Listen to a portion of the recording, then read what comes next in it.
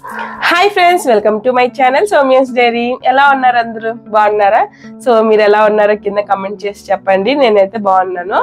So ఈ రోజు topic లోకి వచ్చేస్తే ఏంటంటే, ఈ రోజు వీడియో వచ్చేసి మైక్రోవేవ్ ని ఎలా క్లీన్ చేసుకోవాలి వితౌట్ ఎనీ కెమికల్ లిక్విడ్స్ లేకుండా, కెమికల్ లేకుండా మనం ఎలా నీట్ గా క్లీన్ చేసుకోవాలి.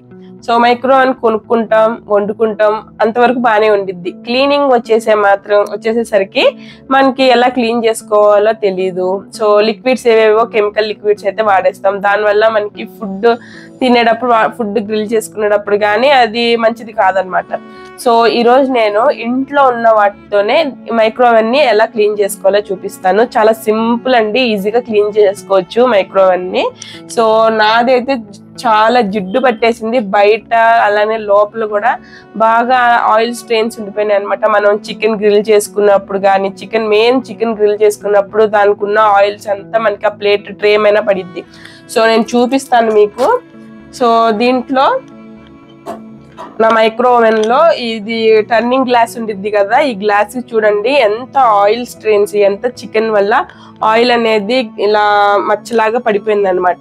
సో దీంతో పాటు అలానే లోపల కూడా మనకి సైడ్స్ అనేవి కొంచెం ఆయిల్ అనేది కొంచెం జిడ్డుగా ఉండిద్ది అనమాట, సైడ్స్ అంతా. సో మొత్తం ఎలా నీట్ గా క్లీన్ చేసుకోవాలి ఎలా అనేది ఈ రోజు వీడియో అనమాట. కొంచెం ఎలానో తెలియని వాళ్ళకి బాగా యూస్ఫుల్ అయ్యిద్ది ఈ వీడియో మాత్రం ఎక్కడ స్కిప్ చేయకుండా ఎండ్ వరకు చూడండి ఫ్రెండ్స్. చాలా సింపుల్ గానే క్లీన్ చేసేసుకోవచ్చు, ఎక్కువ టైం కూడా పట్టదు.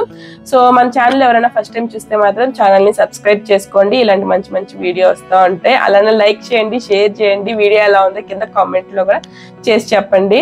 సో ఇంకా లేట్ చేయకుండా మనం దీన్ని ఎలా క్లీన్ చేసుకోవాలో చూద్దాం.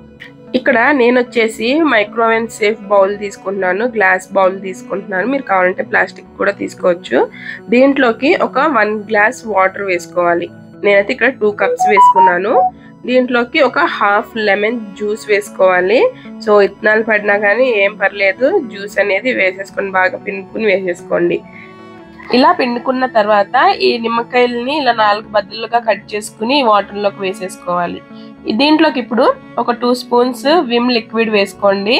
విమ్ లిక్విడ్ వేసుకుని ఒకసారి ఈ వాటర్ లో మిక్స్ అయిపోయేంత వరకు మిక్స్ చేసుకోవాలి.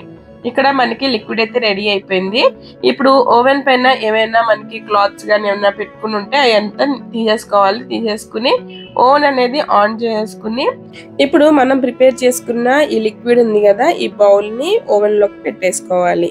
పెట్టుకున్నాక డోర్ క్లోజ్ చేసేసి దీన్ని మనం ఒక 10 మినిట్స్ పాటు హీట్ చేసుకోవాలన్నమాట. సో ఎక్కువ టైం ఏం పట్టదు, ఒక 10 మినిట్స్ సరిపోద్ది. ఒకవేళ మీకు ఇంకా కొంచెం హీట్ ఎక్కువ కావాలి అనుకుంటే మాత్రం ఇంకొంచెం టైం అనేది అడ్జస్ట్ చేసుకోవచ్చు. ఇప్పుడు 10 మినిట్స్ తర్వాత ఓపెన్ చేస్తే మన లిక్విడ్ అనేది వేడిగా అయింది. అలానే ఇప్పుడు మనం దీన్ని ఈ బౌల్ ని ఒక క్లాత్ తో తీసుకుని బయట పెట్టేసుకుందాము.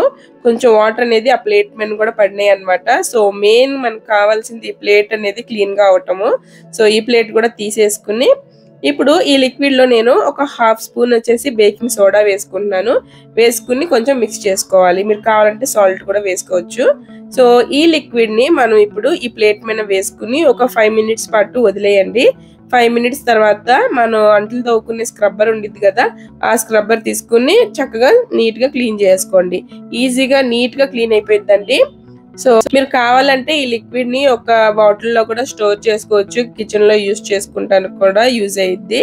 సో ఇలాగైతే నేను దీన్ని అంతా చక్కగా నీట్ గా అయితే క్లీన్ చేసుకున్నాను. ఇప్పుడు దీన్ని అయితే ఒకసారి వాష్ చేసుకుందాం. ఎంత బాగా క్లీన్ అయిపోయిందో చూడండి మొత్తము. సో ఎక్కడ మనకి జిడ్డు అని లేదు, నీట్ గా క్లీన్ అయిపోయింది, చూస్తున్నారు కదా. సో ఇలానే ఓవెన్ కూడా క్లీన్ చేసేసుకుందాము. ఇక్కడ నేను ఒక సాఫ్ట్ క్లాత్ అయితే తీసుకున్నాను.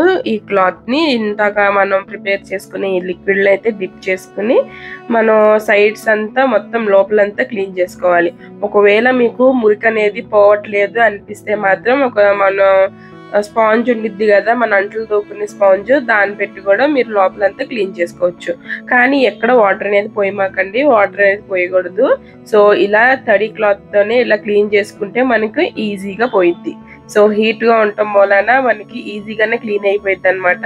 సో ఇలానే ఓవెన్ మొత్తాన్ని అయితే నేను క్లీన్ చేసుకున్నాను.